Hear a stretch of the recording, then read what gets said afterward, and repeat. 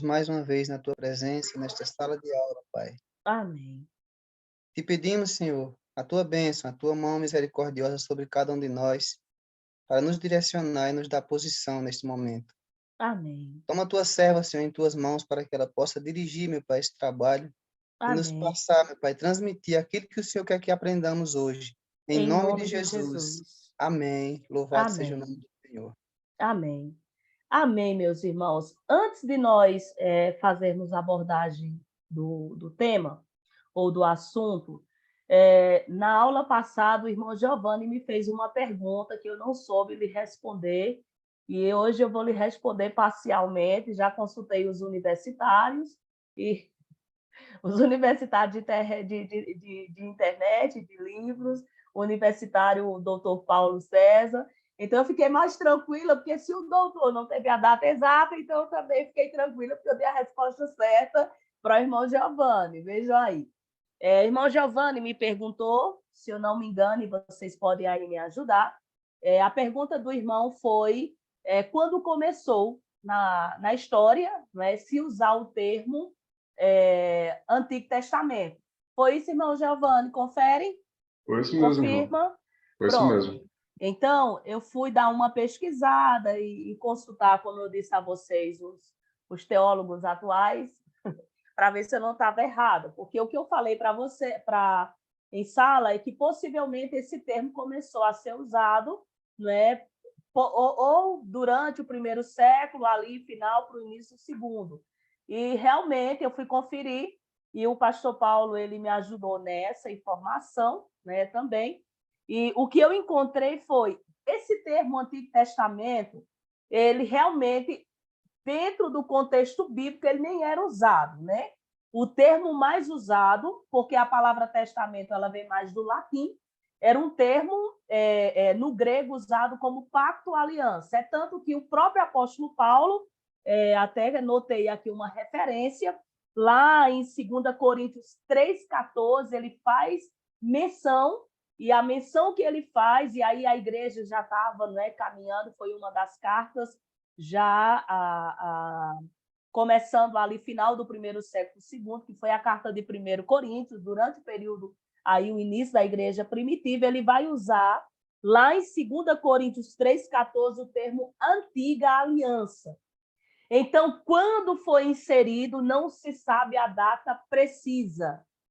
Se estima que essa palavra, Antigo Testamento, foi usado, né, posteriormente, já no final do segundo século, tá certo? E aí, já, até porque o último livro, né, a última carta escrita do Novo Testamento já foi no finalzinho do segundo século. Então, a gente não tem, tá certo, irmão Giovanni, uma data precisa. O termo bíblico não era testamento, ainda que por causa da interpretação ou das transliterações feitas do hebraico para o grego e outras línguas, chegando ao latim, ou aliança, pacto, chegou a palavra testamento. Não sei se lhe ajudou, se ajudou vocês, esclareceu ou se deixou com mais dúvida, porque também a resposta exata não sabemos. Não encontrei algo preciso. Tá certo? Amém? Vamos compartilhar aí nossos slides para a gente dar continuidade com o tema que estamos aí. Aparece para vocês o slide? Tá ok? Ok. Muito bem. Pronto, na nossa primeira aula, irmãos, nós trouxemos aí a título de introdução, né? Trazendo algumas definições, né? E dentro dessas definições, nós iniciamos falando sobre o que é a teologia, né? Para a gente poder chegar na teologia bíblica do Antigo Testamento. Nós trouxemos definições a respeito do que é teologia, e alguém aí, rapidamente, vocês vão me ajudar para a gente relembrar. Vocês lembram o significado da palavra teologia? Vamos lá, quem vai ajudar aí? Estudos de Deus. Exato. Então, caminhamos por aí, né? Então, quando falamos em teologia, nós estamos falando uma resposta a uma resposta a qualquer pergunta relacionada a Deus, às ações de Deus, e, logicamente, tudo isso nós vamos encontrar ou buscar esses fundamentos dentro das Escrituras. Quando nós falamos do que é teologia, nós trouxemos aqui, apresentamos alguns ramos da teologia, e vocês vão relembrar aí junto comigo. Nós iniciamos falando sobre a teologia exegética. Qual é a proposta da teologia exegética? Quem lembra? Interpretação e tradução. Interpretação, exatamente. Então, quando nós falamos da exegese, nós estamos falando de quê? De expor, de trazer para fora, como que expelir, buscar exatamente o significado do que estava na mente do autor, estudar palavras, expressões, fazer uma exegese do texto. Nós vimos um segundo tipo de teologia, ou um segundo ramo, na verdade, que foi a teologia histórica. Quem me ajuda? O que é a teologia histórica? Qual é a proposta dela? Estuda como a igreja interpreta as escrituras. Exatamente. Glória a Deus. Em seguida, nós abordamos uma outro ramo, que é a mais conhecida e a mais estudada dentro dos nossos seminários, ok? Que foi a sistemática. Qual é a proposta da teologia sistemática? Estudo organizado das principais doutrinas da fé cristã. Exatamente. Então, veja que a sistemática tudo aquilo, todo ensinamento concernente a Deus e aos homens, nós encontramos, são agrupados de maneira, com tópicos, nós vamos encontrar dentro das Escrituras, e a abordagem dela é reunir todo esse conteúdo de maneira sistemática. E aí, nós, por fim, que lógico as outras, e hoje nós vamos citar mais uma, durante a abordagem ou a exposição da aula, mas nós paramos aqui no que seria o nosso ponto-chave, a teologia bíblica. E qual é a proposta da teologia bíblica? Quem lembra? Estuda a Bíblia em si, extrai as verdades, organiza as conclusões da teologia exegética e a construção da teologia a partir das Escrituras. Exatamente, glória a Deus. Então, nós paramos em um ponto onde exatamente nós estávamos, o nosso assunto final foi trabalhar ou pensamos sobre a diferença entre a teologia bíblica e as demais teologias. Nós não vamos voltar a ler. Vocês lembram? Qual é a diferença da teologia bíblica com as demais teologias? Estão lembrados? Quem pode aí acrescentar alguma coisa para nós? A teologia bíblica ela ajuda a entender a grande mensagem bíblica. A grande proposta da teologia bíblica é descobrir qual é a grande mensagem das Escrituras, porque há uma proposta, sugestões de vários teólogos a respeito de qual é o tema principal de todo, o que rege todas as Escrituras. Então, a gente viu aí a diferença, principalmente de termo prático, nós vimos a diferença entre a teologia sistemática e a teologia bíblica, ok? Então, nós paramos exatamente aqui dentro desse tópico, e aí vamos relembrar que dentro da teologia bíblica ela tem um método que vai nortear, e isso eu falei para vocês, não basicamente nos slides, mas eu expus em sala de aula, em que há um método que é chamado método indutivo, que a teologia bíblica ela é exatamente, a proposta dela ela é indutiva, e eu disse para vocês que dentro do método do estudo das Escrituras chamado indutivo, ou seja, nós vamos para a Bíblia e deixamos que a Bíblia fale conosco. Vamos para o texto bíblico e fazemos perguntas ao texto bíblico. Vocês lembram disso? É tanto que, dentro da abordagem, eu disse para vocês que a teologia bíblica do Antigo Testamento, a preocupação, a proposta dela é descobrir temas teológicos nos quais os autores estavam interessados. Por exemplo, você vai ler um determinado livro da Bíblia, e nós citamos aqui o exemplo de Abacuque, e a pergunta indutiva, você vai perguntar e deixar que o texto lhe responda, é pensar qual era a situação em que os leitores estavam vivenciando. Eu vou lendo o texto e lembre-se que, para se construir uma teologia bíblica, eu preciso ir para as Escrituras e deixar que o texto ele fale. Eu começo perguntando ao texto o que vejo na observação do texto, lembra? Dentro do que vejo, dessa observação, o meu papel de investigador, eu vou fazendo pergunta. Qual é o contexto?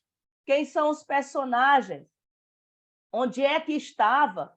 O texto vai indicando, mas missionário, o texto não responde, então você não vai inventar nem especular, mas você vai investigando, extraindo, né? Lembre-se da teologia exegética, extraindo a ideia principal, fazendo pergunta. Eu pergunto dentro da observação o que vejo, dentro da interpretação, qual o significado que esse texto tem, depois que eu juntei todas as informações necessárias.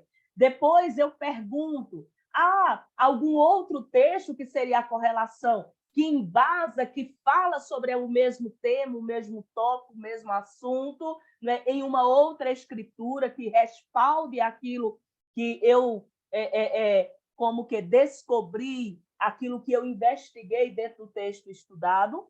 E, por fim, porque se eu colher todas as informações, tiver uma boa interpretação, uma boa observação, mas não trazer esse texto, aplicar o princípio para os dias de hoje, acaba sendo somente exposição de mero conhecimento. É preciso aplicar o texto para a nossa realidade. Eu acredito aqui para os pregadores presentes, que eu creio que a maioria já prega, já dá um estudo, tem algum tipo de participação, até com as crianças no Ministério Infantil.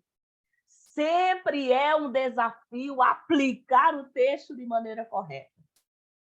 Eu não sei para vocês. Ou então... Principalmente para a criança, professora. Aplicar o texto para a criança, meu Deus, sem fazer aquela coisa lúdica, bobinha, é muito complexo. Trazer da maneira mais prática possível. E a gente precisa ter cuidado para não estar ensinando heresias, tá certo? Cuidado com essa coisa de que levita é mágico. Não é, tá certo? Investiga o texto. Se surge no texto um personagem, uma palavra que você não conhece, em nome de Jesus, vai procurar significado. Usa um bom dicionário da língua portuguesa que já nos ajuda, ok? Então, nós vimos aqui, né, a proposta da teologia. E aí o irmão André trouxe muito bem que a última pergunta que é feita, que é possível que os textos diversos da Bíblia, eles formem um todo coerente. Então, nós vimos que essa última pergunta é a mais importante. E é o motivo pelo qual se faz a teologia bíblica, ela necessária e fundamental. Exatamente, daqui a pouco a gente vai ver um pouquinho da história da teologia bíblica e a gente vai ver que a necessidade da teologia bíblica surgiu exatamente por algo, uma teologia que possivelmente vocês já viram ou estudaram de alguma maneira, e se não viram, parece que a palavra é nova, mas não é, vocês vão saber.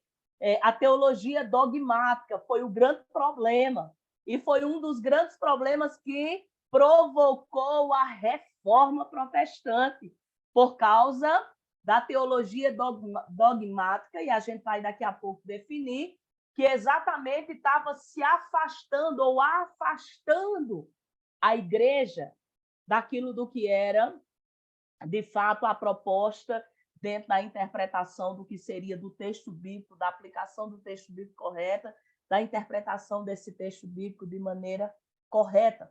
Então, se a resposta para essa pergunta for afirmativa, né, Então, há um todo coerente nas Escrituras. Então, o nosso papel como teólogo bíblico é fazer com que as pessoas entendam qual é a grande mensagem da narrativa bíblica, qual é a centralidade. E a gente vai ver que em toda a história bíblica, por isso que nenhuma teologia ela se faz desnecessária, ela é fundamental. Que a teologia histórica, por exemplo, ela vai estudar a história das grandes doutrinas.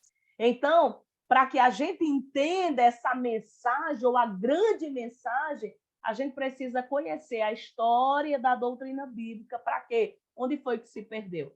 Onde foi que nos umbrais da história, e perfeitamente, a gente está falando isso aqui, nesse tempo, tocou a vocês estudar também seitas e heresias com religiões comparadas, né? Aí com a missionária Nífera, estão falando, tendo também esse módulo. Exatamente porque quando você estuda as histórias das seitas, das grandes religiões, que daí se ramificou as seitas, que hoje são grupos menores, foi exatamente, você vai estudando elas e vai vendo onde foi que se perdeu a doutrina ou a essência da palavra, da mensagem bíblica, né? Então, no mínimo, a teologia bíblica nos ajudará na compreensão dessas grandes mensagens. A grande mensagem, qual é o tema central? E a gente vai ver aqui aquilo que se definem, ou se sugere, na verdade, não é nem definem, mas a grande maioria dos autores eles vão aceitar, dos teólogos bíblicos, qual seria a temática principal da grande mensagem da Bíblia, ok? Então, muitos, e eu li isso aqui para vocês, eles leem a Bíblia como se fosse apenas mosaico de pequenas partes, né? E aqui a gente precisa ter muito cuidado, porque dentro dessas divisões, dessa dicotomia do texto sagrado, nós podemos cair, né, num grande erro, que é fragmentar demais as Escrituras e acabar nos afastando do que era a intenção do autor. Precisamos ter em mente, antes do texto sagrado, hoje, ser para mim e você, em toda a era a palavra de Deus é para todos os tempos. Mas antes de ser escrito para nós, houve um destinatário. Houve pessoas as quais receberam a mensagem e a gente precisa ter em mente, né? Qual era, de verdade, a intenção do autor quando escreveu. Por isso que há 4 perguntas que eu sempre que abordo, né, a respeito de um estudo devocional, para começar a preparar qualquer estudo, eu acho que há 4 perguntas básicas que se faz, principalmente no estudo de um livro de maneira específica. Eu quero estudar a carta aos Filipenses. Então, a pergunta que eu faço é: quem escreveu? Para que escreveu? Por que escreveu? Qual o propósito da escrita? Por quê? Porque essas perguntas que eu faço, que às vezes o texto já vai dizer, Paulo, prisioneiro de Cristo Jesus, aos irmãos que estão em Filipos. Vai dizer, já situa, já busca, encontrei o autor. Quem era Paulo? Encontrei o destinatário. Quem eram os irmãos de Filipos? Onde Paulo estava? Então, à medida que eu vou fazendo perguntas ao texto, eu vou descobrir qual era o propósito de Paulo quando escreveu. Então, são perguntas básicas que se faz às Escrituras, e isso vai nos ajudar a construir uma teologia bíblica saudável, ok? Então, quando nós permitimos que a Bíblia se torne tão fragmentada, nós corremos, né, a um grande perigo dela ser absorvida em qualquer outra história que esteja moldando a nossa cultura, e ela assim deixará de moldar nossa vida como deveria, né? Então, há um livro, e aí quando vocês estudarem, não sei se nesse curso oferece essa matéria, que agora fugiu, mas é um livro de um missiólogo, Herbert, esqueci o nome dele, o sobrenome, O Evangelho e a Diversidade da Cultura, né? O Evangelho, ele chega e a cultura, ela é moldável, e aí você vai começar a entender, né? Então, o Evangelho tem que se encaixar à cultura ou a cultura que tem que se encaixar ao evangelho, que tem que moldar as nossas vidas? Então, a gente precisa ter essas questões em mente, né? Logo, a unidade das escrituras, ela jamais pode ser uma questão secundária.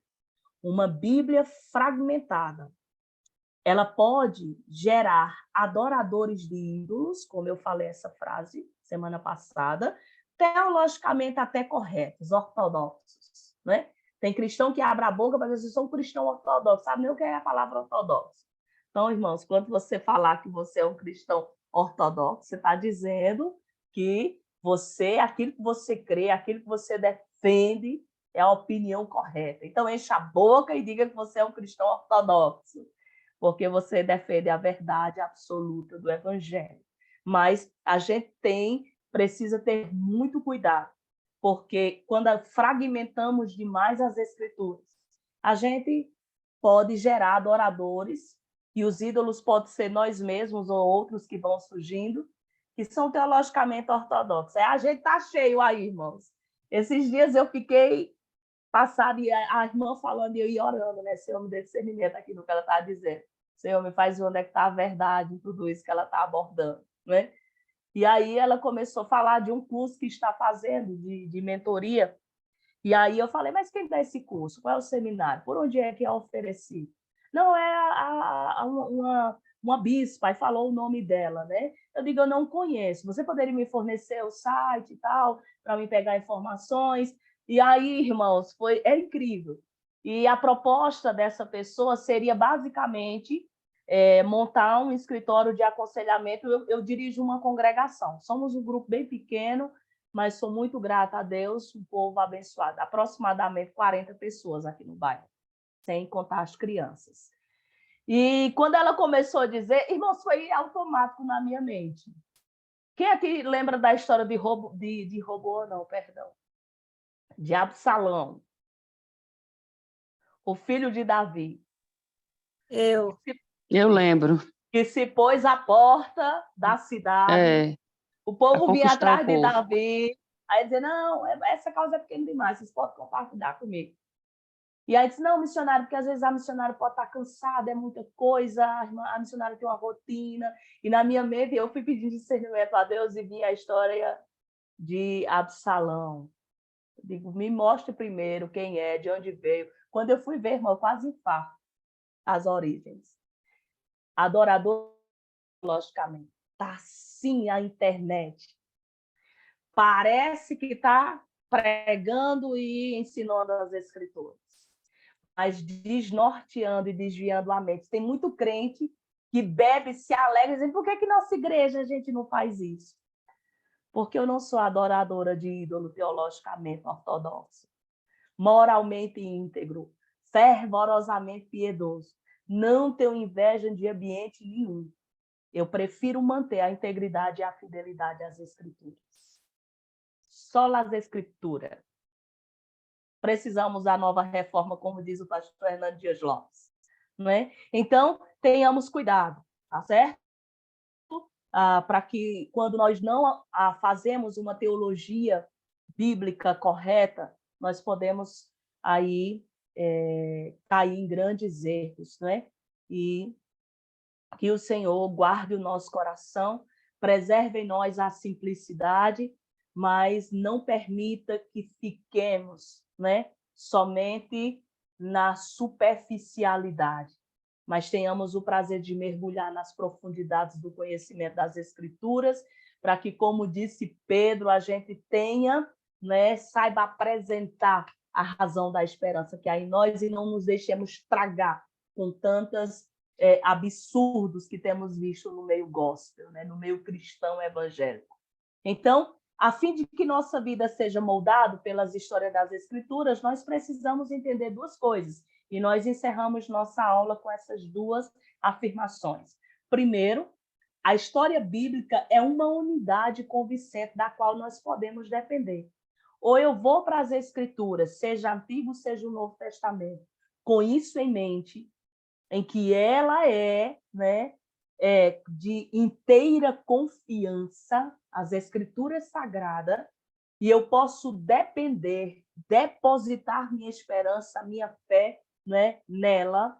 E aquilo que há na história bíblica, há uma unidade a qual nos convence, não só convence, mas nos molda, e nós podemos confiadamente depender dela, e nós precisamos entender também, e à medida que vamos construindo nossa teologia bíblica do Antigo Testamento, a gente vai ver que o Antigo Testamento não é algo que está lá. Cada um de nós temos um lugar nessa história fascinante, não é? Mas sinuosa, como disse Ralph Smith, que é dentro das Escrituras Sagradas. Nós encontramos ali o nosso lugar.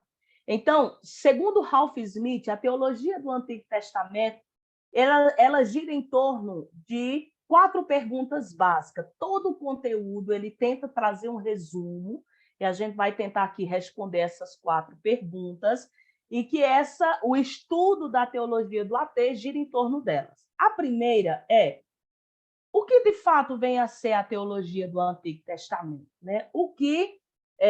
Qual o conceito, né? O que é essa teologia? A segunda pergunta é: como devemos fazer a teologia do Antigo Testamento? A terceira pergunta é: há uma relação do Antigo Testamento com o Novo Testamento? Qual a percepção que tem tido na história? Qual é a percepção que nós temos nos dias atuais? Existe relação entre esses 2 testamentos? E, por fim, o Antigo Testamento, de fato, tem uma mensagem para nós hoje? Ou a gente vai ficar com o Antigo Testamento, aquilo que muitos de nós crescemos ouvindo, que o Antigo Testamento era só para os judeus. O Antigo Testamento é lei. Nós estamos na dispensação da graça. Então, é só Novo Testamento para os dias de hoje. Então, há pessoas que não gostam nem de ler o Antigo Testamento como se ele não tivesse nada para nos ensinar, já que a grande maioria do texto são narrativas históricas, e essas narrativas há algum princípio que nos ensine. Então, a teologia bíblica tenta responder, ou gira em torno de buscar uma resposta para essas 4 perguntas. Então, já entrando aí na primeira pergunta, o que é a teologia do Antigo Testamento? Lembrem-se que a gente, quando estudar teologia, precisamos ter em mente a definição básica, né, que vocês já memorizaram, que a palavra teologia ela ensina de maneira muito simples e básica esse conceito, né? Teologia significa o ensino ou estudo acerca de Deus. Então, o que viria a ser a teologia do Antigo Testamento? Basicamente e logicamente, a teologia do AT é o ensino acerca de Deus, não para Israel, mas na Escritura de Israel. Veja que é diferente, viu? Não era só para Israel. Teologia do Antigo Testamento é o ensino sobre Deus, acerca de Deus, nas Escrituras ou na Escritura de Israel. E a proposta da teologia do Antigo Testamento é basicamente exegética, que procura compreender a revelação dentro de seus limites de progressividade, ok? Então, quando nós estudamos a teologia do AT, temos em mente que vamos abordar, vamos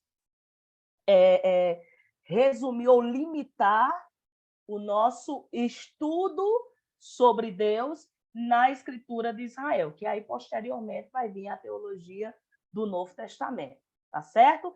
Então, quando nós pensamos sobre isso, a Bíblia nos ensina que só podemos conhecer a Deus se Ele nos fala e se Ele nos revela. Não tem outro meio do homem conhecer a Deus.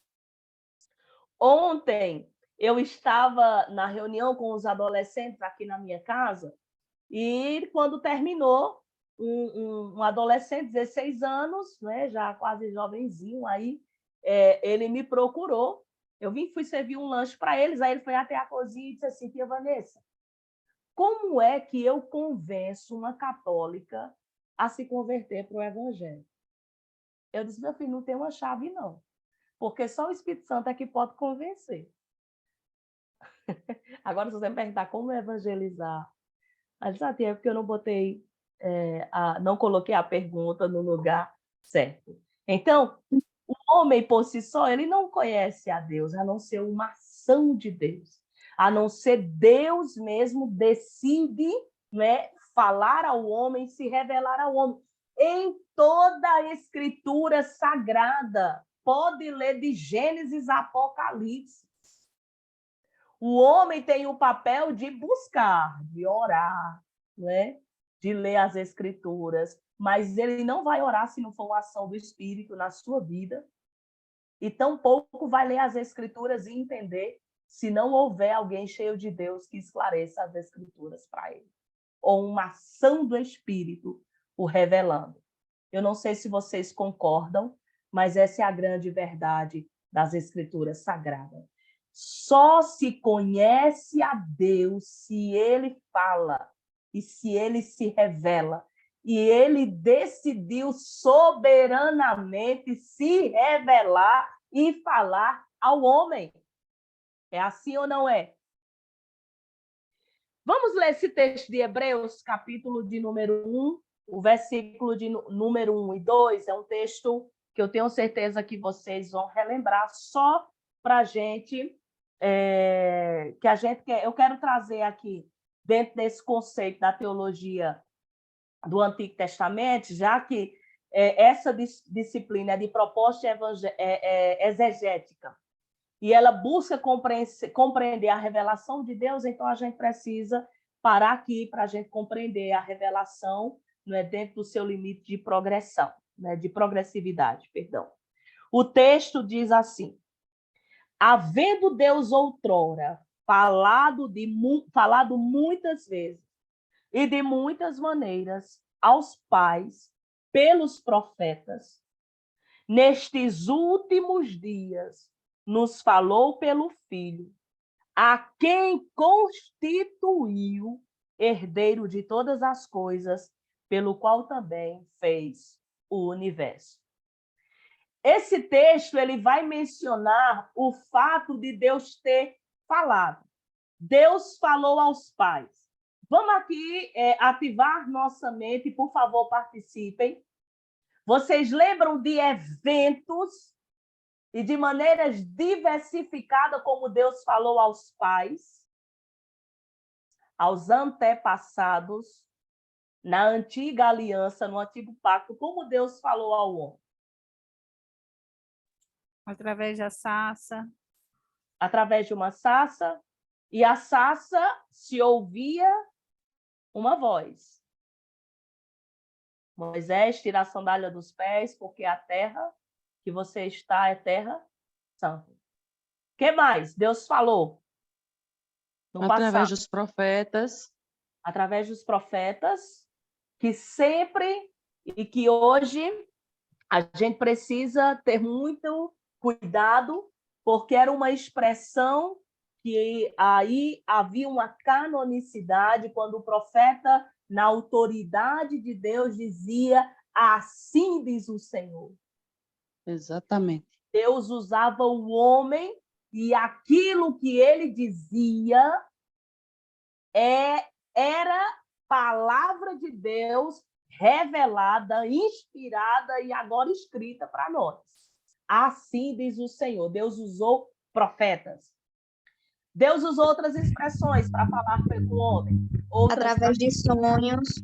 Através de sonhos, revelações. Anjos. Através dos anjos. Teofanias. As teofanias, louvado seja Deus. Então, veja que... Oi? Ouve mais alguma coisa? Usou a jumenta. Pronto. Então, veja, aqui o texto está nos trazendo essa informação de que o Deus mesmo, desde o princípio, ele fala, ele se revela. Ele falou no período da Antiga Aliança e depois reafirma afirma a ideia de que Deus também falou na nova aliança e nunca conheceríamos a Deus se ele não falasse.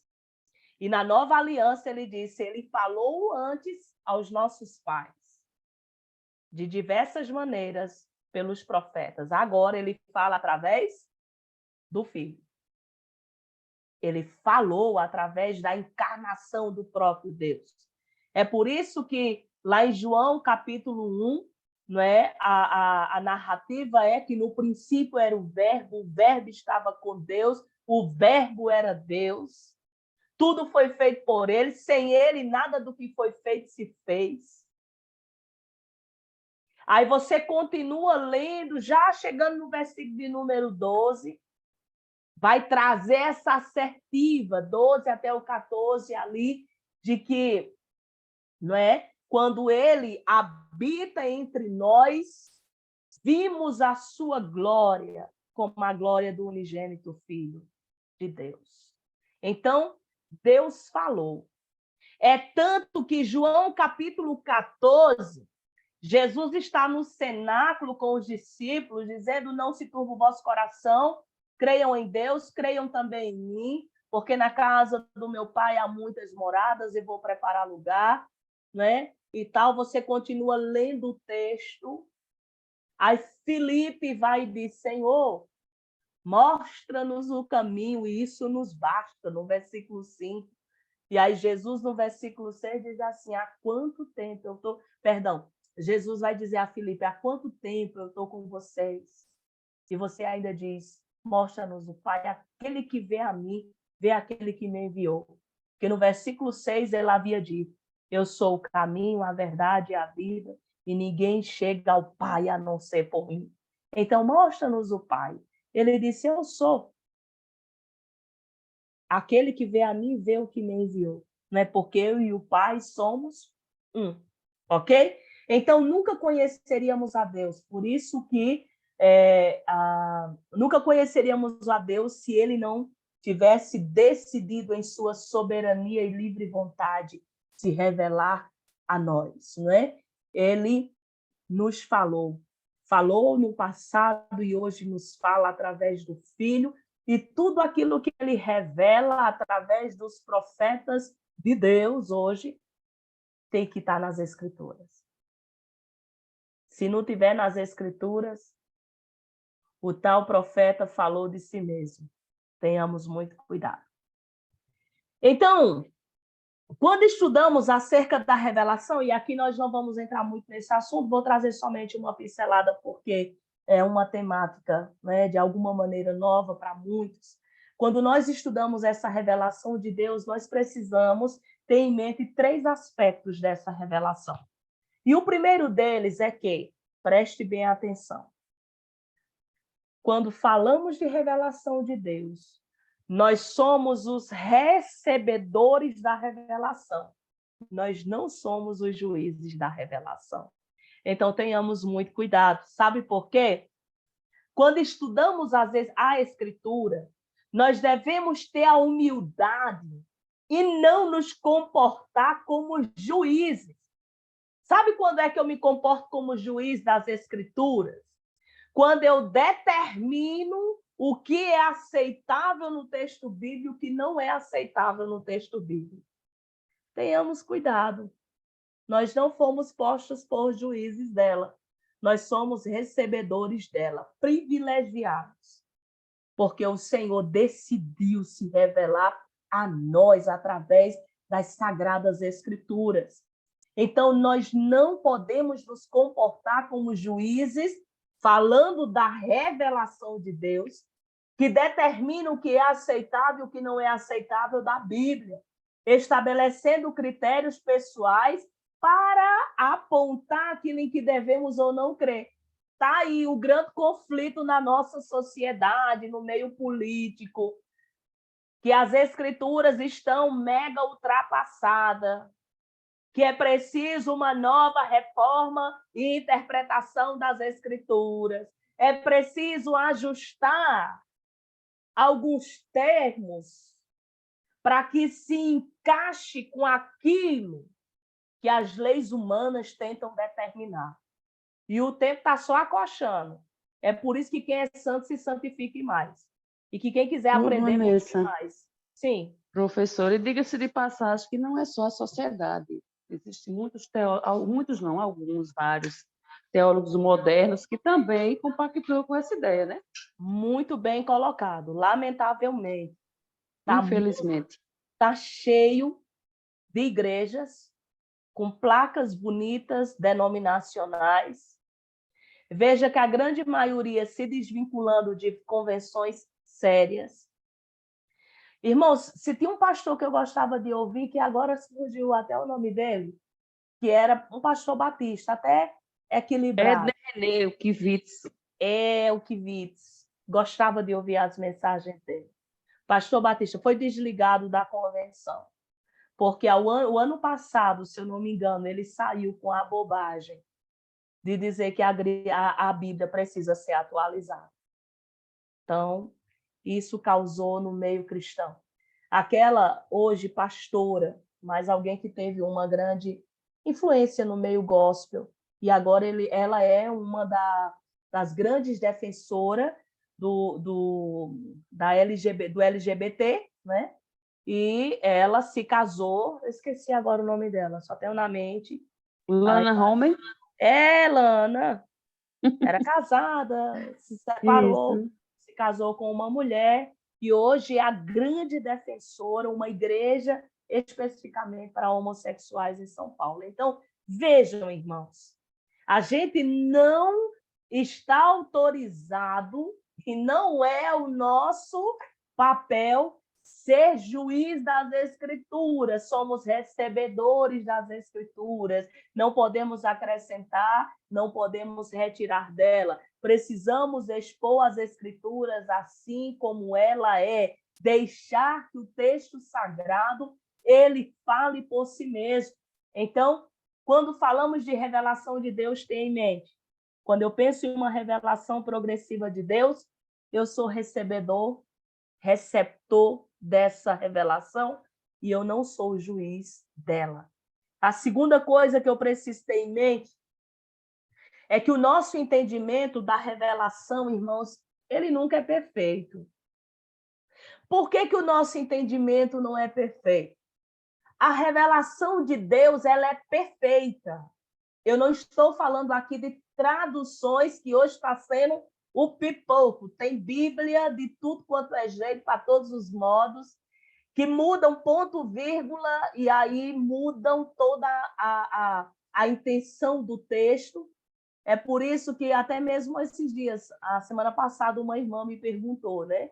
Missionária, qual é a Bíblia que a missionária indica, né? Uma tradução. Eu tenho várias, e eu sei que muitos de vocês têm várias traduções. Isso nos ajuda na compreensão do texto. Mas é tanta tradução, é tanta linguagem para ficar mais atualizada, que acaba perdendo o significado do texto. Não é verdade? Atualiza tanto, modifica tanto.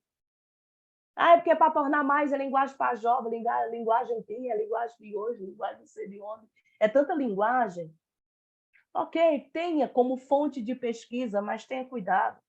Busque saber realmente, por isso que eu digo, um dicionário nos ajuda muito. Então, a revelação de Deus é perfeita, mas a teologia não. A nossa compreensão da revelação de Deus, por mais que queiramos e nos esforcemos, é limitada e imperfeita, irmãos. A nossa compreensão da revelação de Deus é a gente chegar, de fato, quando eu leio Romanos capítulo 11, o versículo 33, para mim a expressão ali e o que eu mentalizo é um grande suspiro do apóstolo Paulo. É como que diz assim, é tão profundo que eu não tenho mais o que escrever dele. Por mais é inesgotável. Ó a profundidade das riquezas, tanto da sabedoria quanto do conhecimento de Deus. Quem é que conhece a mente do Senhor? Quem é o conselheiro do Senhor? Quem deu primeiro ao Senhor para que nos restitua alguma coisa? Porque dele, por meio dele, para ele são todas as coisas, e a glória para todos sempre, eternamente. Ponto. Paulo fala da depravação do homem no estado de perfeição, do homem que caiu. Aí ele fala do estado desse homem pecador, do Cristo que se revela. Aí, ao se revelar, ele traz, providencia salvação, justificação, santificação, glorificação. Aí ele para no capítulo de número 10, depois de tanta coisa maravilhosa que ele expôs do capítulo 1 até da depravação à glorificação, ele conclui o capítulo 11 dizendo que é muito profundo.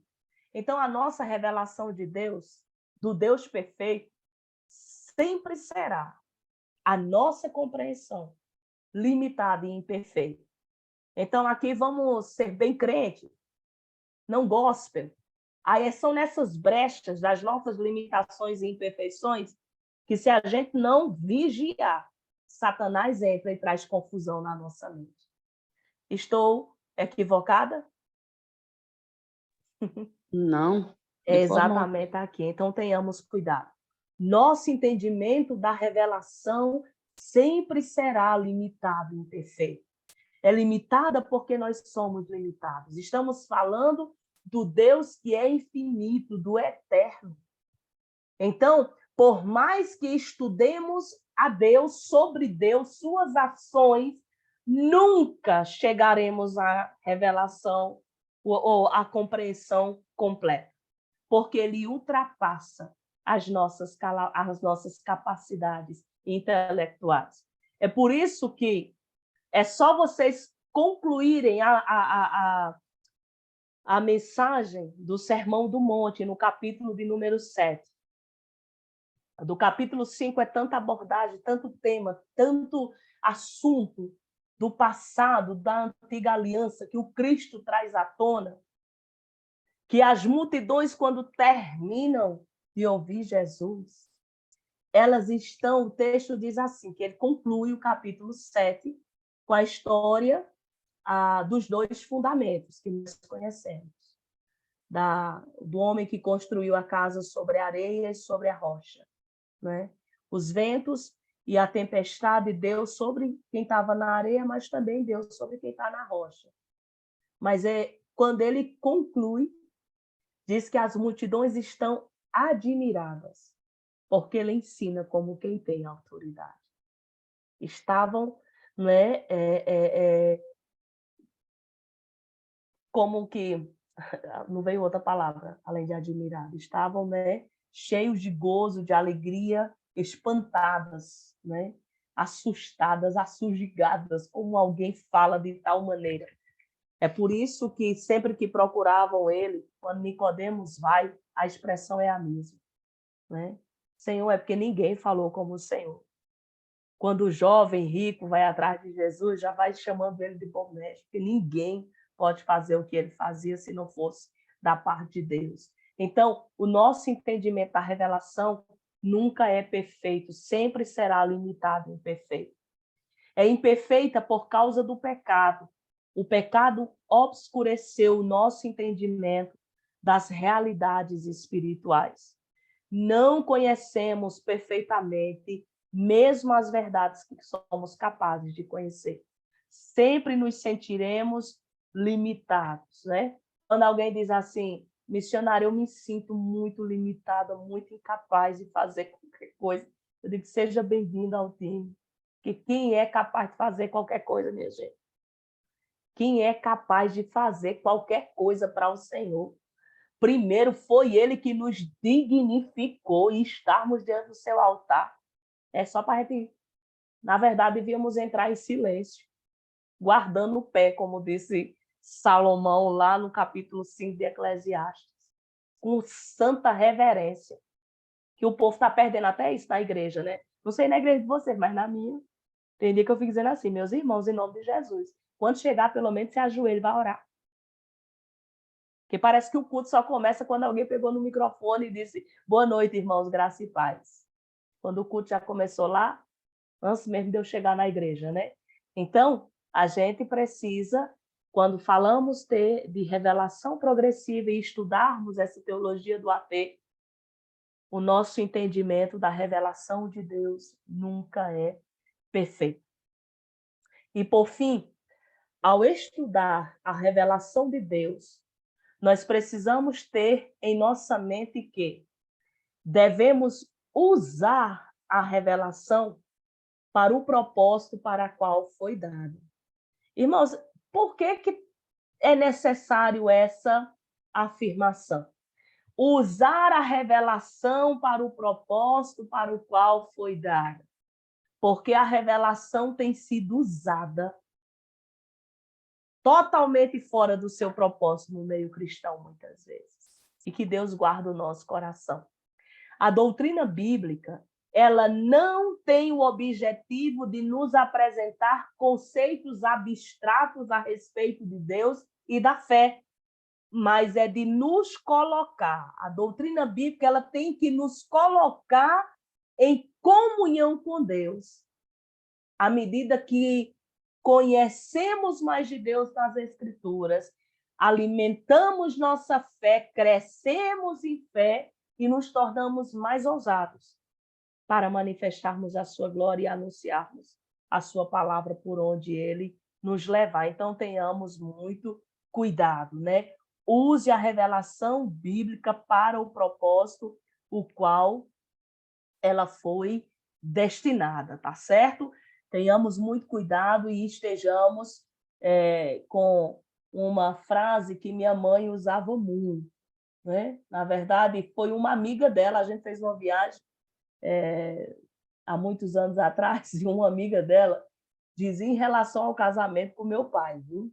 Se quando mãe era jovenzinha, dizia assim, Dalila, Dalila, tu abre teus olhos e arregala a tua vista. E minha mãe ainda não abriu o olho e não arregalou a vista, né, Nola? Mas, como ela disse, mesmo nos seus... Exatamente, eu estava com o microfone desligado. É porque Lola é minha verdade. prima, viu? Por isso que Isso. eu falei isso. Ela conhece como era o meu pai. E ela ainda fechou as vistas, não arregalou os olhos, mas ela sempre Pois dizia, é. a melhor coisa foi que Deus me deu, né, através desse casamento, 6 joias preciosas, ou seja, eu sou uma joia preciosa. Então, Verdade. mas quando nós falamos de doutrina bíblica, irmãos, abra o olho e arregala as vistas, viu? Fique com o olho bem aberto, bem atento, tenha cuidado. Ao estudar as Escrituras, respeite, como dizia meu professor inesquecível, Stephanie, ele dizia, respeite na leitura bíblica, ponto, vírgula, observe para que você não seja antibíblico na interpretação do texto. Então, use a revelação não para embasar aquilo que você quer, não para fundamentar a doutrina que vocês possivelmente estudaram, ou se não estudaram, vão estudar em religiões comparadas. Tenham muito cuidado, porque a Bíblia fala de 3 tipos de doutrina. Vocês já viram sobre isso?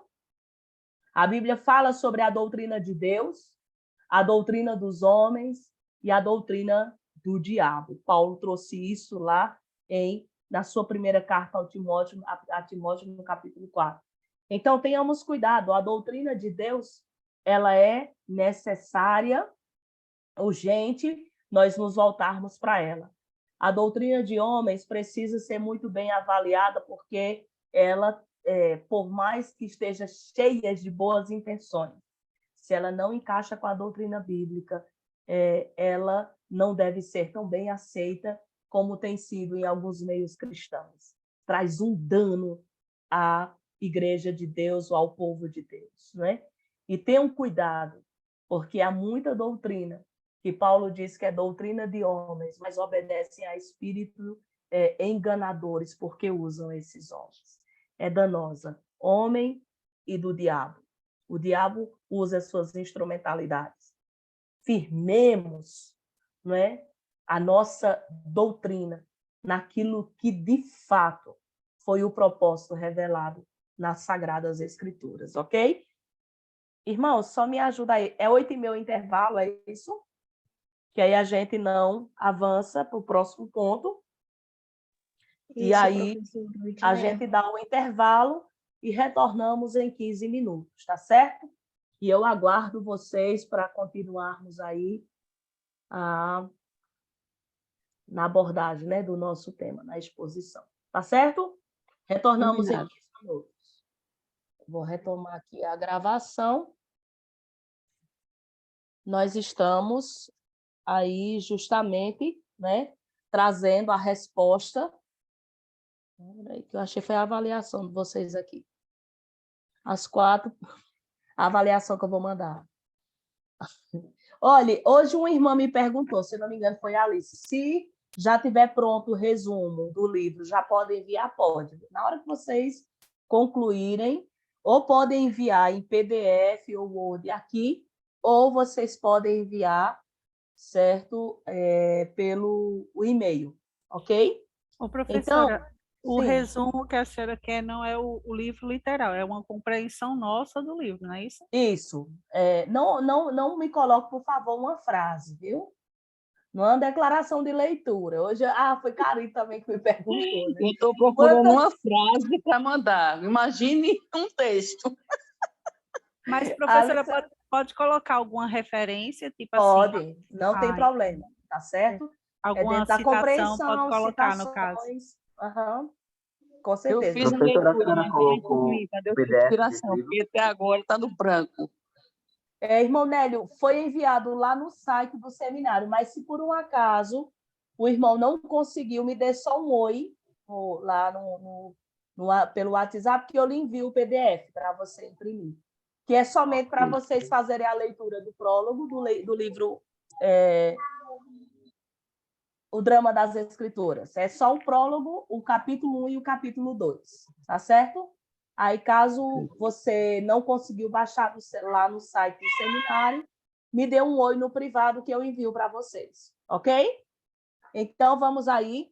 Nós estamos buscando responder, né? Nós vimos que, a título aí, a proposta da teologia do Antigo Testamento é trazer a resposta a 4 perguntas, ou giram em torno de 4 perguntas. Nós estamos aí na abordagem da primeira pergunta, que seria o que é a teologia do Antigo Testamento, né? E dentro disso, nós vimos que essa é uma das disciplinas que tem a proposta exegética, né? E exatamente ela nos leva à compreensão da revelação dentro dos limites da progressividade. E aí abordamos o que seria essa revelação, o que é que nós precisamos ter em mente quando falamos acerca da revelação de Deus. Então, quando falamos de teologia do Antigo Testamento como disciplina, e aqui nós vamos entrar um pouco, trazer algumas informações e mais adiante um pouquinho da história do surgimento da teologia do AT como disciplina. Mas como disciplina em sua forma moderna, ela teve início no final da década de 1700 e exatamente a proposta dela foi com essa tentativa de libertar, o estudo teológico da Bíblia dos grilhões da dogmática. Lembre-se, quando nós estudamos ou falamos dessa palavra dogmática, automaticamente ela é uma palavra que surgiu da expressão dogma, né? E quando nós falamos de dogmas, nós estamos falando a teologia dogmática, é esse corpo de doutrinas formalmente, né? E autoritariamente afirmada por específicos, né, religiosos, especificamente quem trabalha bem, né, ou usa mais a dogmática, a Igreja Católica, mas não somente ela, a Anglicana e outras, ok? Então, a proposta do surgimento da matéria, não é, como disciplina, surgiu daí, final da década de 1700, porque a dogmática havia se expandido de maneira tal, né, e se perdeu tanto daquilo que foi a proposta do Cristo lá no início, não é? E a igreja que perseverou nessa doutrina dos apóstolos, a história avançou, né? E a gente viu, e vocês estão estudando sobre isso, né? A influência e as infiltrações e o crescimento das seitas de heresias. E era uma preocupação que tanto o Cristo como o apóstolo Paulo ele teve quando se despede lá em Atos capítulo, se eu não me engano, 21 de Atos, quando ele reúne os presbíteros em Éfeso, e exatamente era aquele. O temor dele, ele disse, olha, quando eu for, alguns aí vão entrar disfarçadamente como lobo, ferozes que não vão poupar o rebanho. E isso surgiu, né, e com o desenrolar da história do cristianismo, então foi se afastando daquilo que era a proposta bíblica e onde eles deveriam perseverar, e a dogmática entrou de maneira muito intensa, né? E aí aprisionando a muitos. É tanto que nesse período, a gente, quando estuda a história do cristianismo, a história da igreja, vocês vão conhecer, né? Basicamente, o que acontece, né? Muitas doutrinas afirmadas ou meramente humana, né? E essa foi uma das questões que gerou ou que surgiu mais adiante a reforma protestante, né? Então, a teologia do AT surge como disciplina para liberar, né? Tentar libertar, que até hoje é essa luta, né? Os teólogos da Bíblia desses grilhões dos teólogos da dogmática e dos seus usos incorretos das escrituras sagradas para sustentar as suas crenças.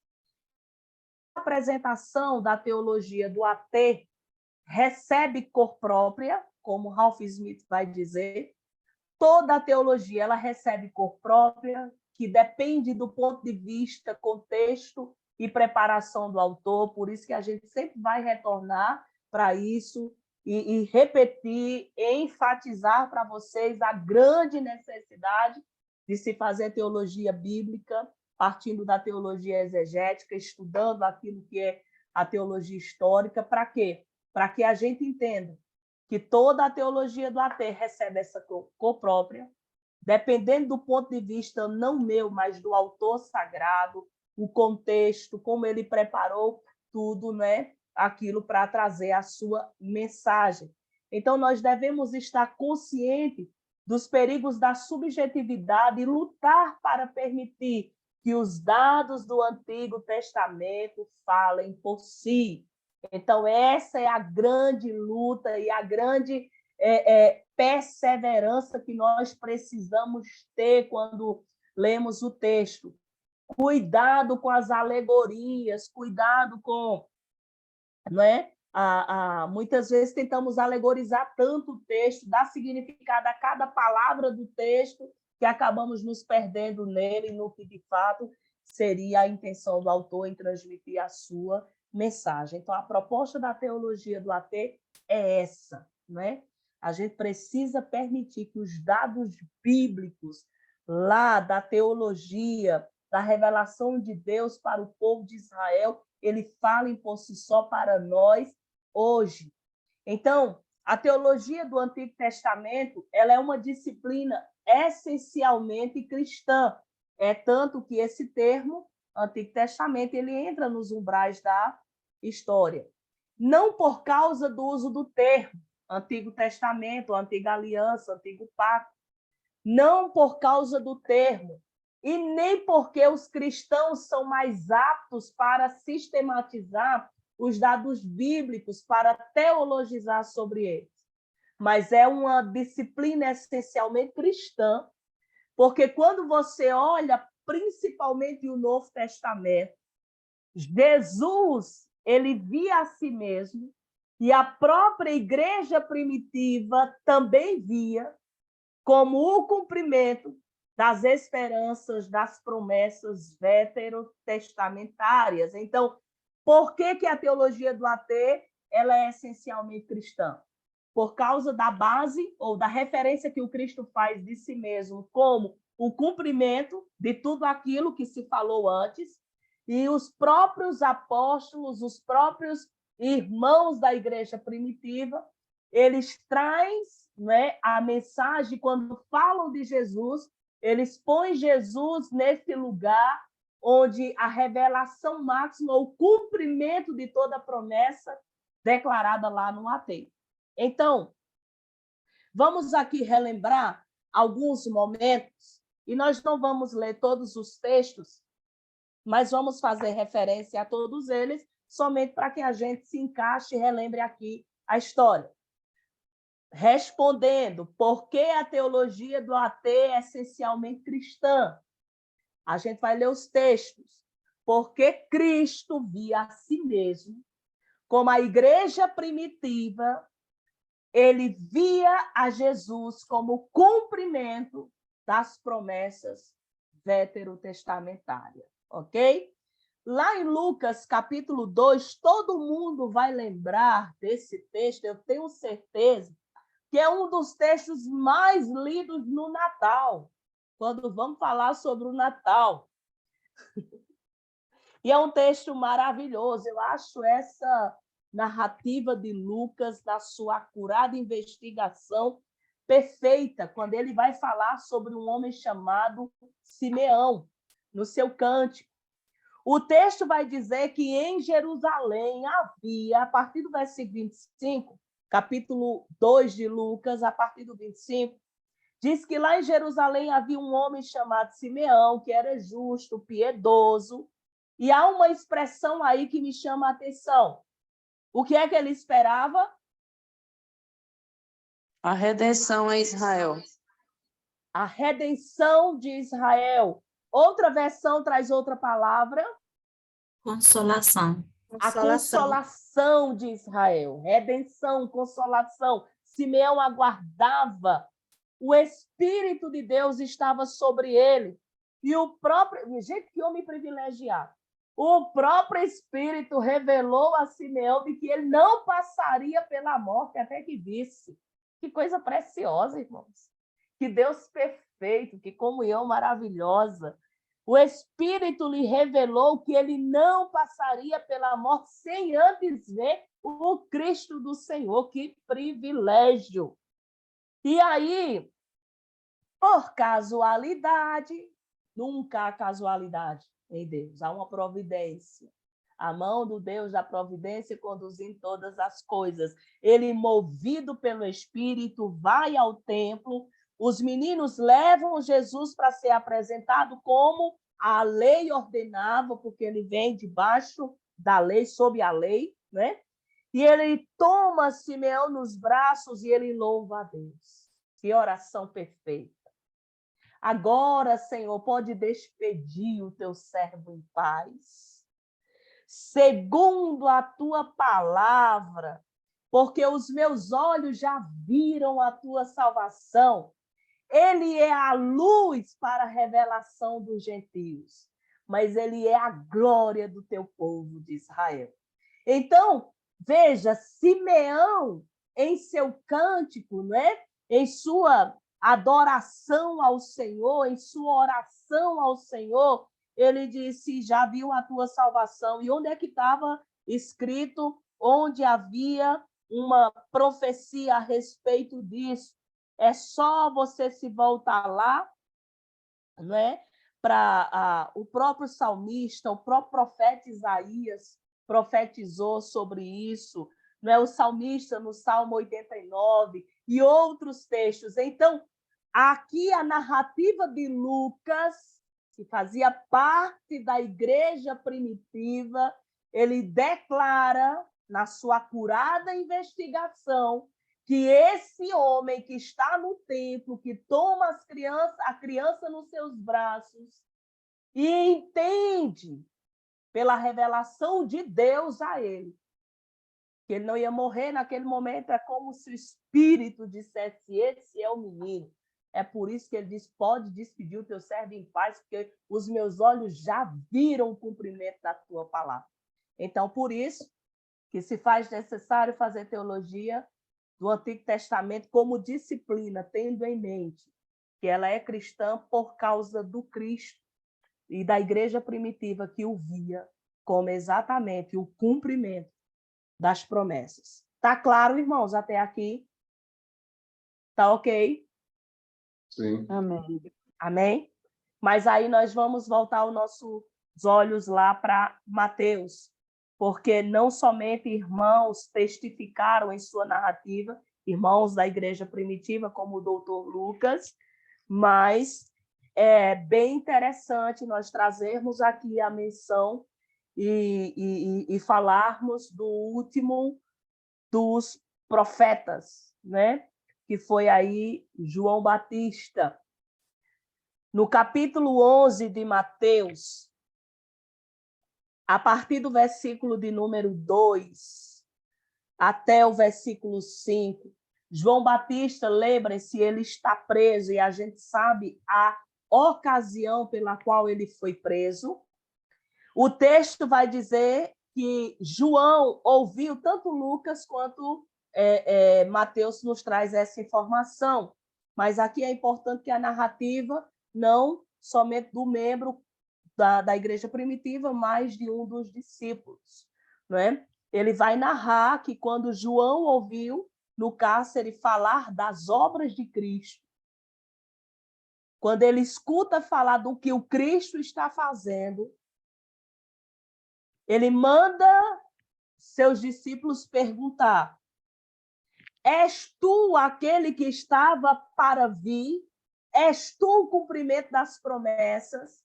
És tu aquele que nós aguardávamos?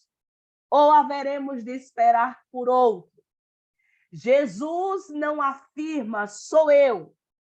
Jesus relembra uma profecia do profeta Isaías, lá no capítulo 35, versículo de número 1 até o 6, especificamente 5 e 6, como em Isaías 61, versículo 1.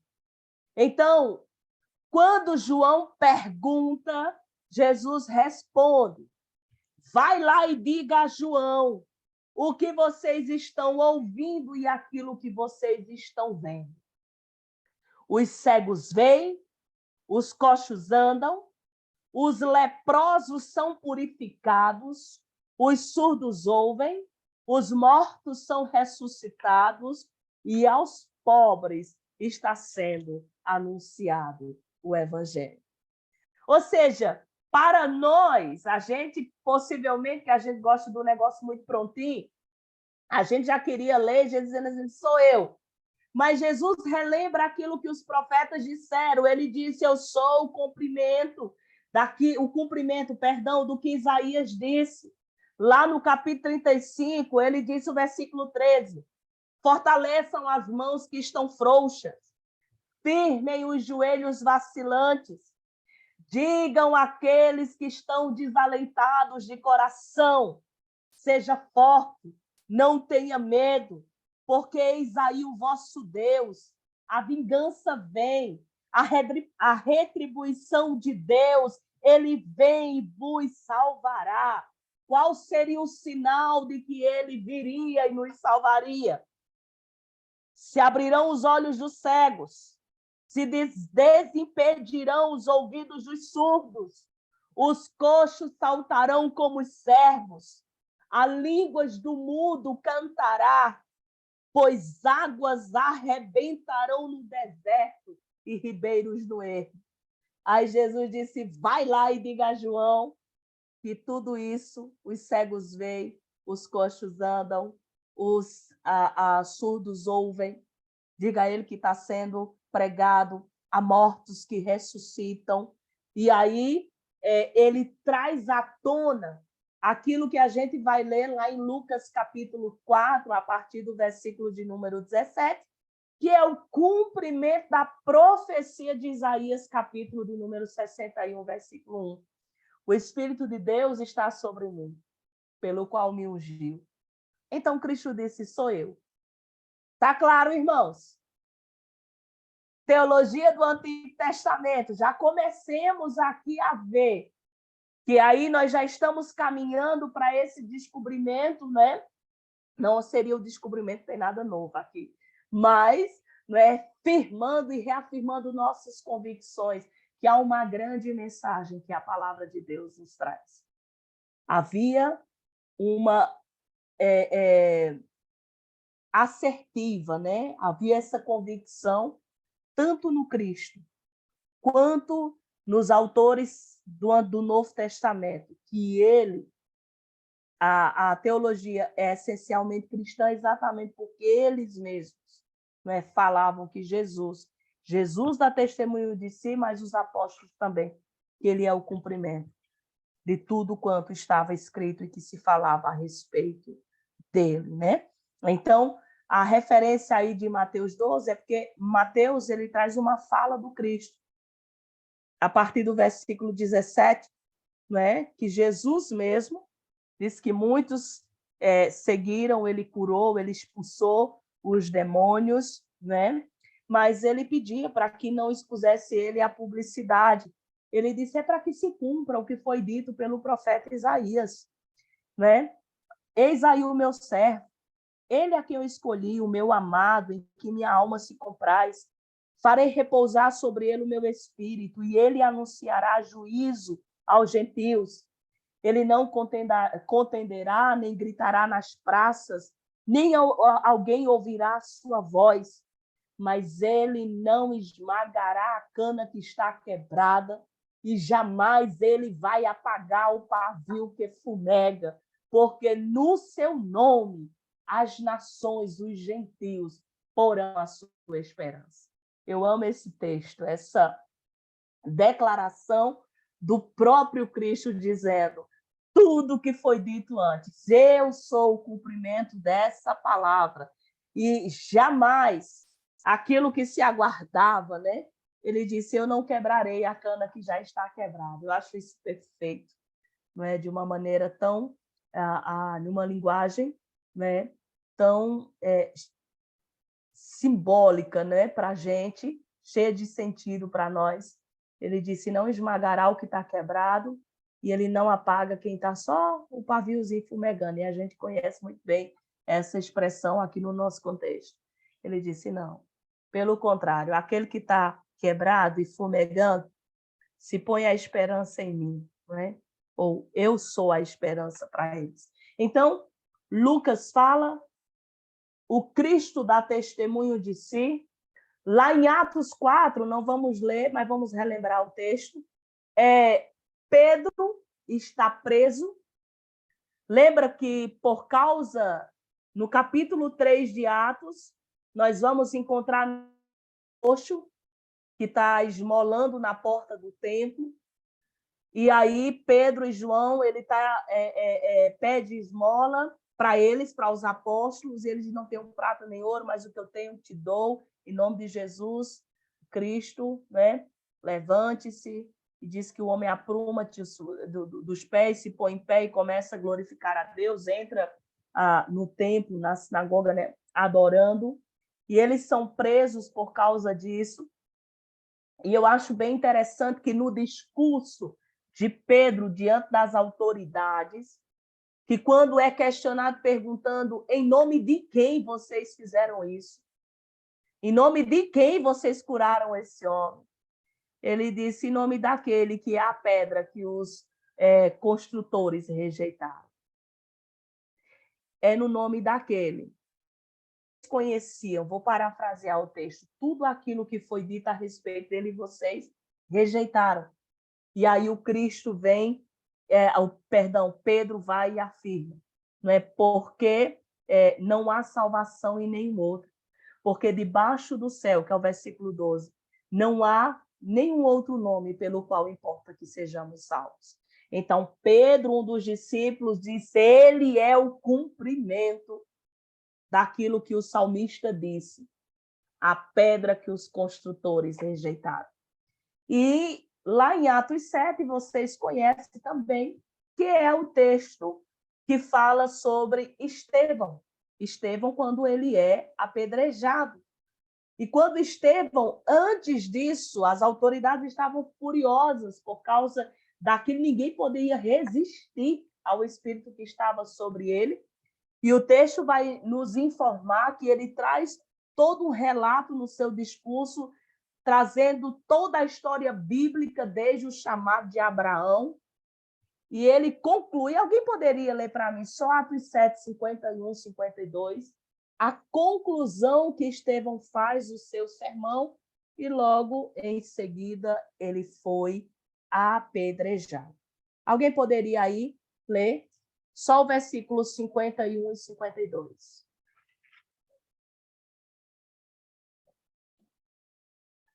Alguém encontrou? Homens de dura cerviz, incircuncisos de coração e ouvido.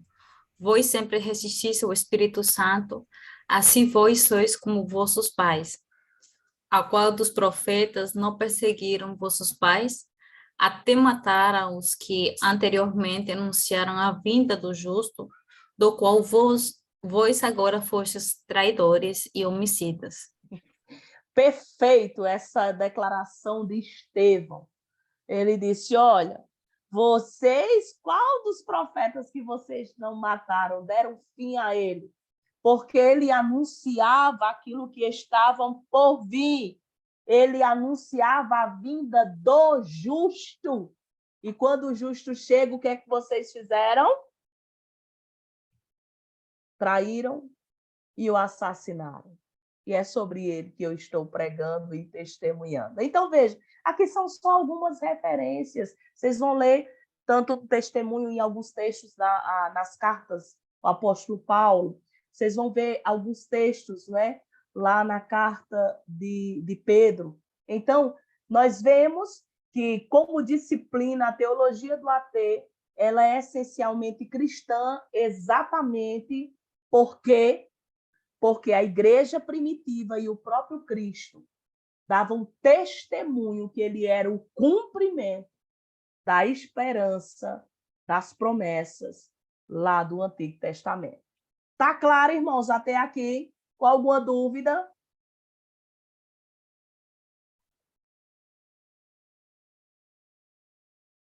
E o silêncio. Por isso que é bom a aula presencial. Que todos, amém, professora? Não, professora. Não entendi, professora. Não, professora, não tem nenhuma dúvida, não. Amém, professora. Pode continuar. Amém? Muito bem. Então, Amém. o teólogo... Graças. Foi para a cara que entendesse. Então, o teólogo alemão Gerhard von Rad, em 1900, que foi de 1901 a 1970 e alguma coisa que agora fugiu aqui a data, de 71, esse teólogo ele afirmava que todos esses escritos do antigo Israel, todos os escritos do antigo Israel, no Antigo Testamento, eram encarados por Jesus Cristo. E com certeza, e a gente afirma isso por causa dos textos que nós vamos encontrar, com certeza pelos apóstolos e pela igreja primitiva, como uma coleção de predições que apontavam para ele como Salvador do mundo, de Gênesis a Malaquias. E só aí para os que são os irmãos que são do judaísmo, de Gênesis a Deuteronômio. Todos os escritos apontavam para a pessoa do Senhor Jesus, e todos eles, Gerhard von Rad vai afirmar que, com certeza, apóstolos e a igreja primitiva, né, eles olhavam para toda essa escritura do antigo Israel e via como essa coleção de predições que apontavam para ele como Salvador do mundo, né? Então, é isso.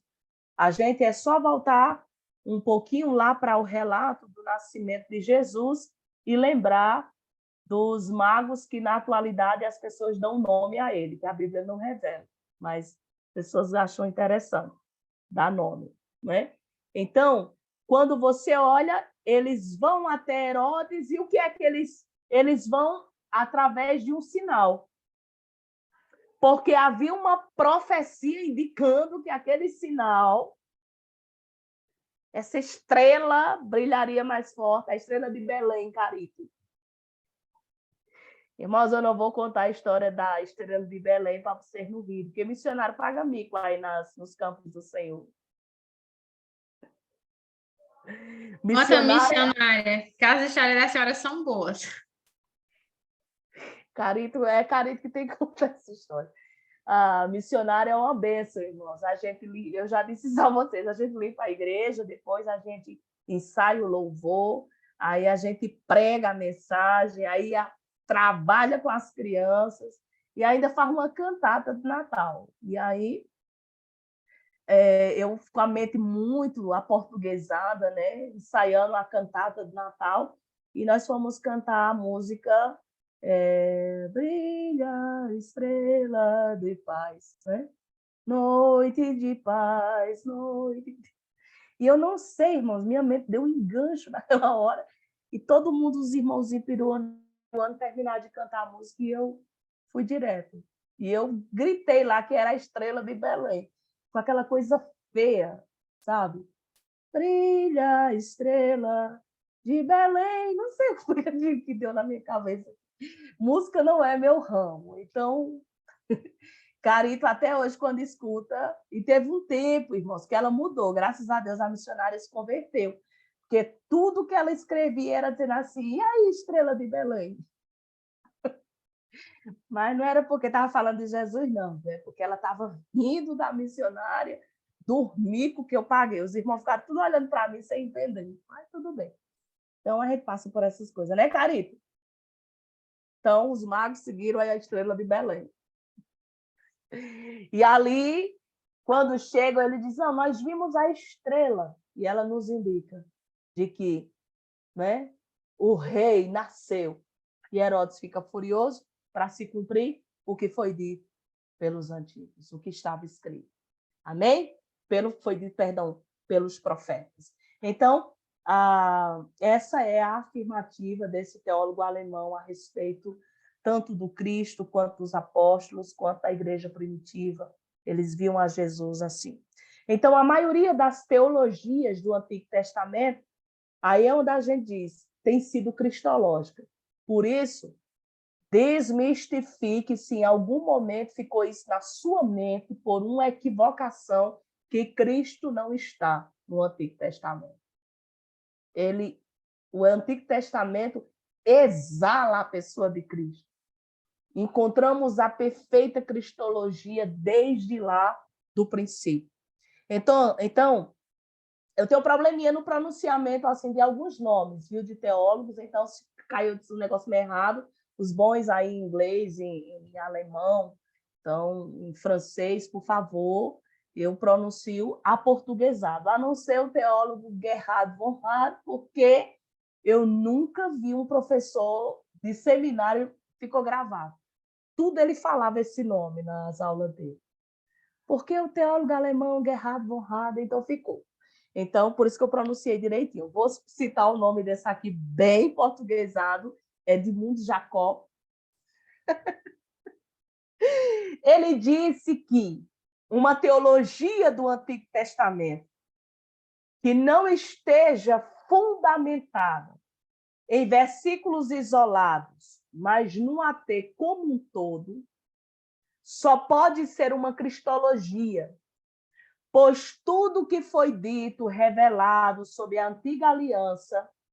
Ô, irmãos, me perdoe, eu não vou ter que concluir essa leitura aqui, sabe por quê? Porque eu não tinha dado conta, meu celular, meu computador está descarregando, rapidinho. Vou só colocar para carregar, tá bom? Bem rápido.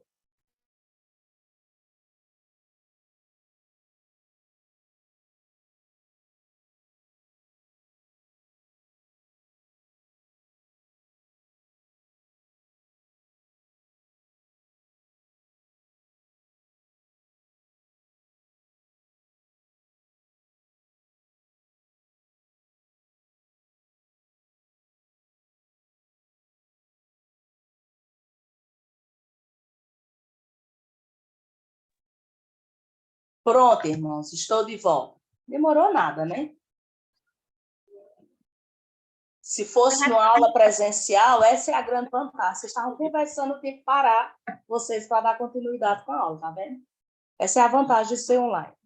Então, vamos lá. Edmundo Jacob, um teólogo, né, de teologia bíblica do Antigo Testamento, ele disse que uma teologia do AT que não esteja fundamentada em versículos isolados, mas no Antigo Testamento como um todo, só pode ser uma cristologia, pois tudo que foi revelado sobre a antiga aliança, através de uma longa e variada história em eventos, pessoas e instituições, se reúne e se aperfeiçoa na pessoa de Cristo Jesus.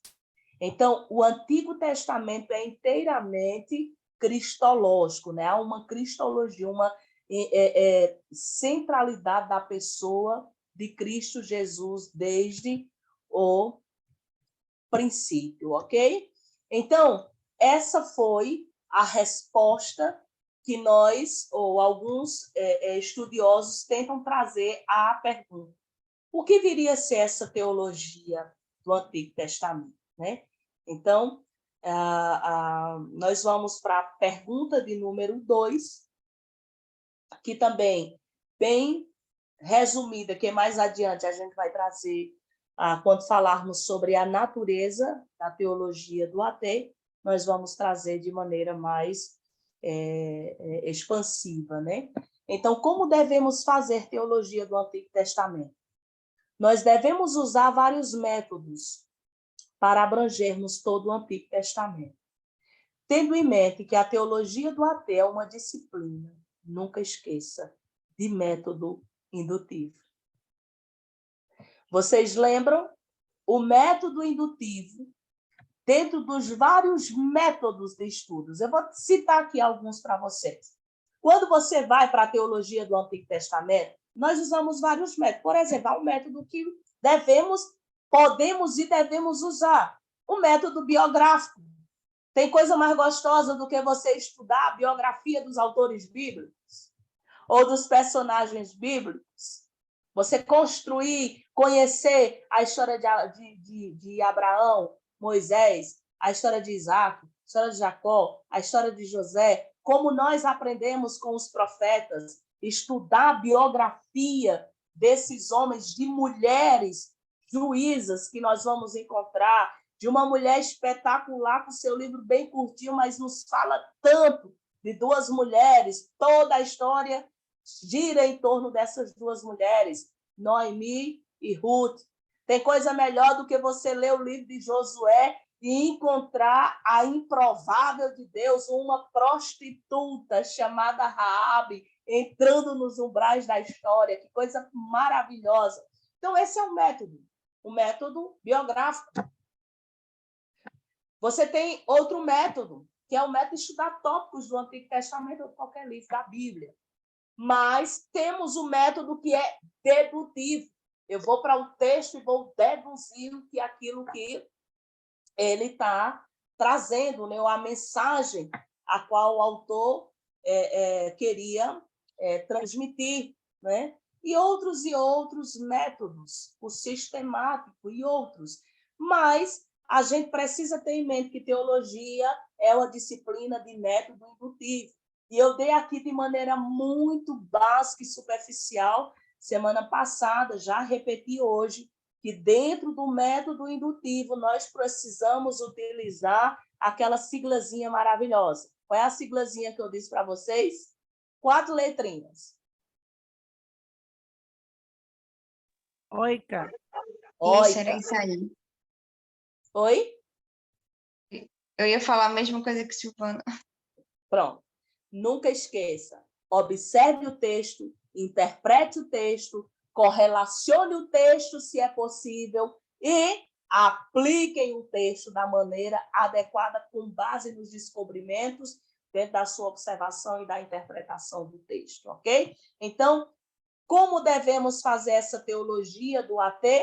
Tendo em mente que essa teologia é uma disciplina de método indutivo. Qual é a relação, irmãos? Essa pergunta aqui é óbvia, que acabamos de falar a respeito disso. Qual é a relação do Antigo Testamento com o Novo? Há alguma revelação? Há alguma relação do AT com o Novo? Toda. É óbvia essa pergunta diante do que nós já falamos. O Novo Testamento fez uso teológico do AT, dos 27 livros, irmãos, do Novo Testamento. Apenas Filemon não mostra nenhuma relação direta. Em Filemon não há nenhuma citação, respiração, exclamação do Antigo Testamento.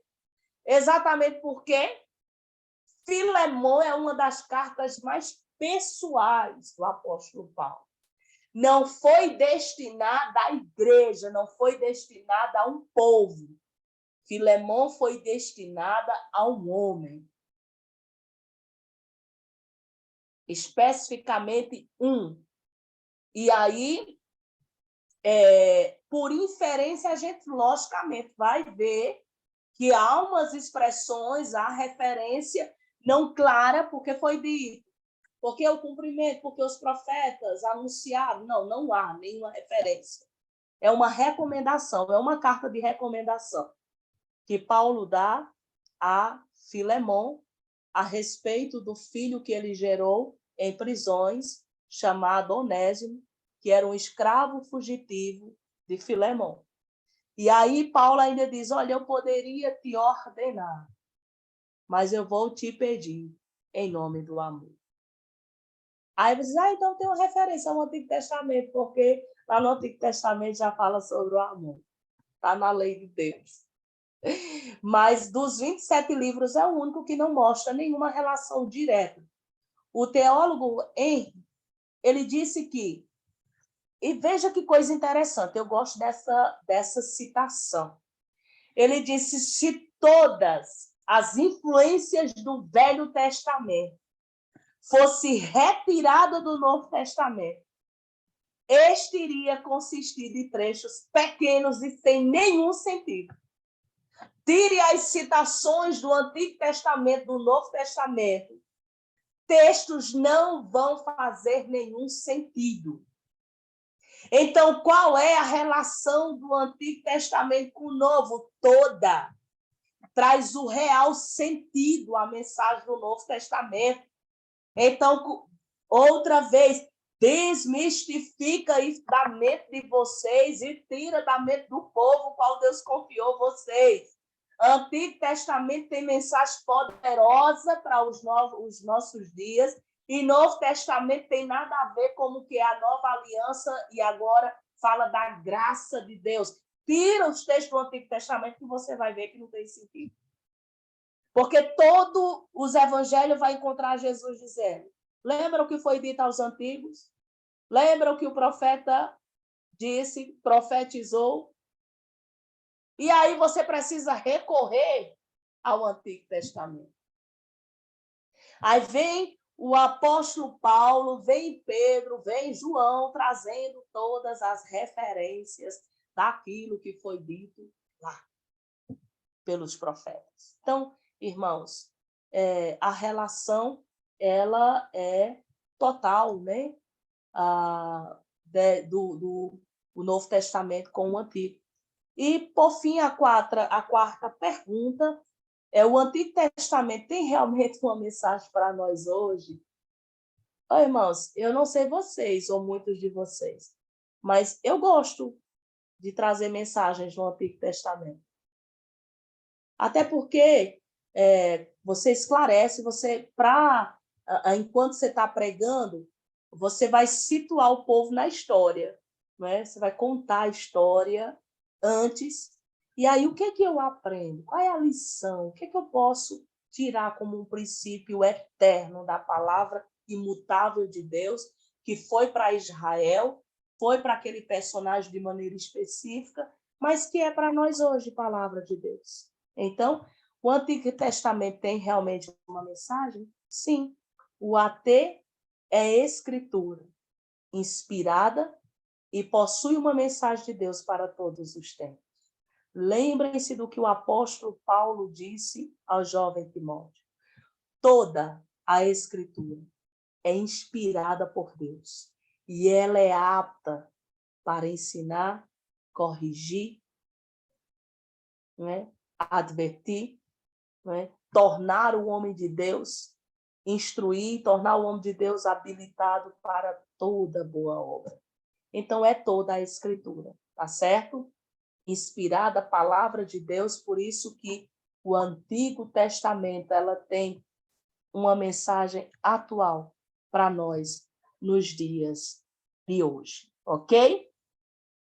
Como é que ficou até aqui para vocês? Alguma dúvida? Querem acrescentar alguma coisa? Ficou tudo ok? Está clarinho? Está tudo ok.